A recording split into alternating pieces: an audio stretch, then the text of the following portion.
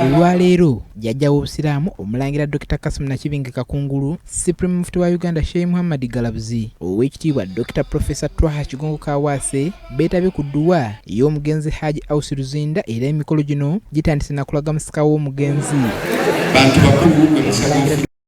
Dr. Kassim Nakibinge Kakungulu atendereza emirimu egyakolebwa omugenzi Hajji Awusi Luzinda n'enkolagana ennungi gy'alina n'Obwakabaka.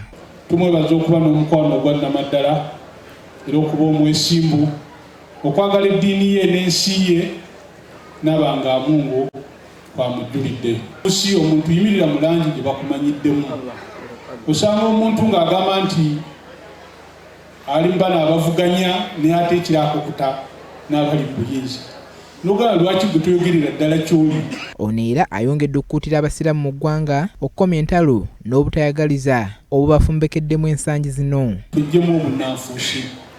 Yogera ky'okkiririzaamu era yimirira ku ky'okkiririzaamu, tewali buzibu.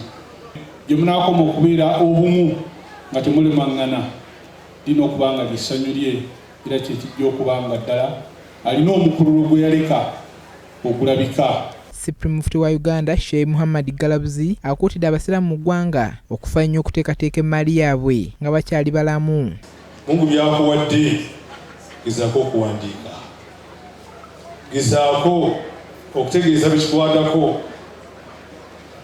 Omuntu omukulu yafudde nga munene nnyo naliko ebyogabwa ebinnyo naye nga yakoze ekiraamu si kisayiye.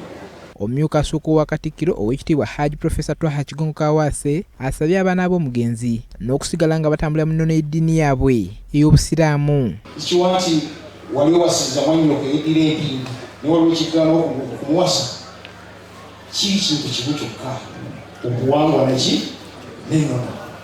Mutambulire awo, ebyokulya biyitirivu obungi gye biri, temulyanga ku mpindi.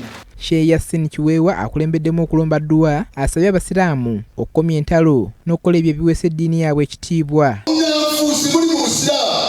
Olwaleero obeera n'omuntu naye ng'olwaleero ssaawa zino musanvu ali mu kkala endala zigenda okuwera ssaawa 10, abadde owa kiragala kati ku ssaawa 10 nga wa kyenvu.